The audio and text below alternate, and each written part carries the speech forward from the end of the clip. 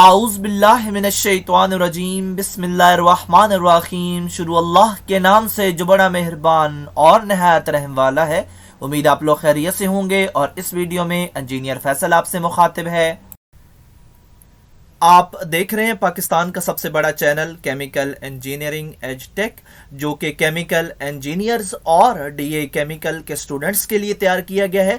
इस चैनल में chemical engineering के मुख्तलिफ सब्जेक्ट्स जिसमें industrial chemical process, industrial stoichiometry, chemical engineering, organic chemistry, mathematics, engineering informatic topics के अलावा इंडस्ट्रियल इंटरव्यूज़ के लिए शॉर्ट क्वेश्चन आंसर के लेक्चर्स भी शामिल हैं।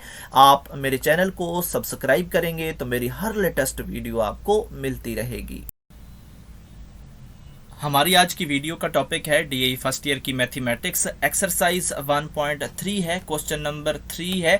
और इस सवाल में कहा जा रहा है if the difference of the roots is 5 find the value of the K and the roots. तो के की वैल्यू भी फाइंड करनी है, रूट्स भी फाइंड करने हैं और डिफरेंस बता दिया गया है कि अगर हम दोनों रूट्स का डिफरेंस लें तो वो इक्वल होगा 5 के। डिफरेंस का क्या मतलब है, हम अगर एक अल्फ़ा रूट लें और एक बीटा रूट लें और डिफरेंस मतलब उनमें के दरमियान में हम नेगेटिव लिखें तो वो इक्वल होगा 5 के। तो ये पहली लाइन की स्टेटमेंट है और इसको फिर आगे लेके चलेंगे हम, क्योंकि हमने के की वैल्यू और रूट्स को भी फाइंड करना है। तो ये जो इक्वेशन होती है ये तो सिर्फ यहाँ पे ए, बी और सी की वैल्यूज़ को देने के लिए है। तो हमने इससे पहले वैल्यू निकाल लेनी है। जो हमारी ए की वैल्यू होती है ये एक्स स्क्वायर का कोएफिशिएंट होता है, जो बी की वैल्यू होती है ये एक्स का कोएफिशिएंट होता है। अगर उसके साथ नेगेटिव है तो उसको भी उठाएंगे। और इसके अलावा जो कांस्टेंट है वो के -4 है, तो ये हमारा सी की वैल्यू है। तो स्टेटमेंट हमने पहले लिख दी, यानी if the difference of the roots, दोनों रूट्स का डिफरेंस इक्वल टू 5 के है। इसको हमने नहीं छेड़ना। अब हम सम और प्रोडक्ट की तरफ जाते हैं, उनके फार्मूलाज हम यूज़ करेंगे। और सम का जो फार्मूला है वो आप जानते हैं -b/a और प्रोडक्ट का c/a है। और यहाँ पे जो b और a की वैल्यूज़ हमने इक्वेशन से निकाली हैं इनमें फीड करवा के हम इनका रिजल्ट भी हासिल कर लेंगे।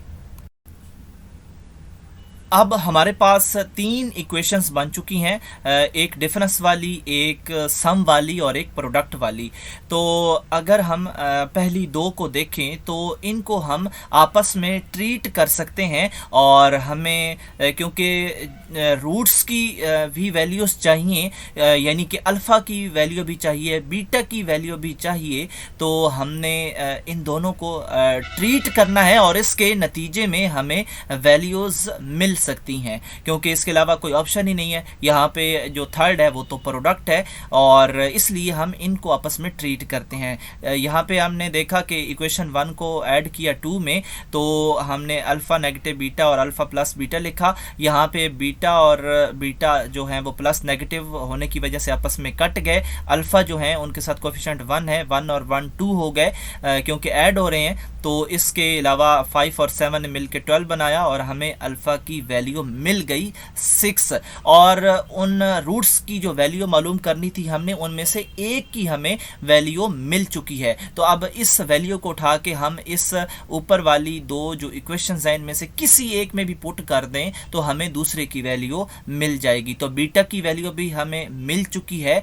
अब हमने के की वैल्यू जो है वो फाइंड करनी है और वो जो तीसरी इक्वेशन हमारे पास बच गई है उसको हमने अब यूज़ करना है, अल्फ़ा बीटा की प्रोडक्ट और इक्वल टू के -4, क्योंकि हमें के की वैल्यू भी चाहिए। और आप देख सकते हैं कि बाकी 2 जो इक्वेशंस हैं उनमें तो के है नहीं, तो हम इसलिए यही रिलेशन इस्तेमाल करेंगे के की वैल्यू निकालने के लिए, क्योंकि के की वैल्यू को फाइंड करने के लिए कहा जा रहा है। तो हमने यहाँ पे लिख दिया अल्फ़ा बीटा यानी इनकी प्रोडक्ट इज़ इक्वल टू के -4।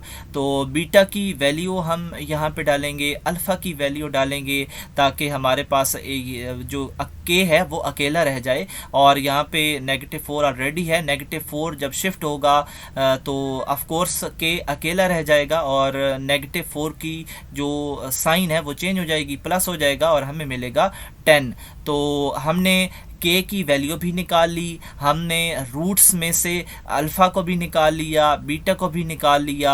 और इसके लिए जो हमने ट्रिक्स इस्तेमाल किए वो एक तो इन दोनों के फार्मूलाज को हमने यूज़ किया, सम और प्रोडक्ट के, और एक वो स्टेटमेंट जो कि आप ख़ुद बनाएंगे उसको हमने इस्तेमाल किया।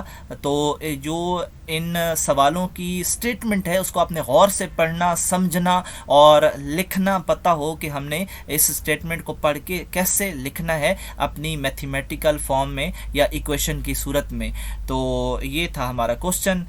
तो इनको आप नज़र में रखेंगे कि हम जो यहाँ पे स्टेटमेंट्स हैं इनकी इक्वेशंस कैसे बनानी हैं।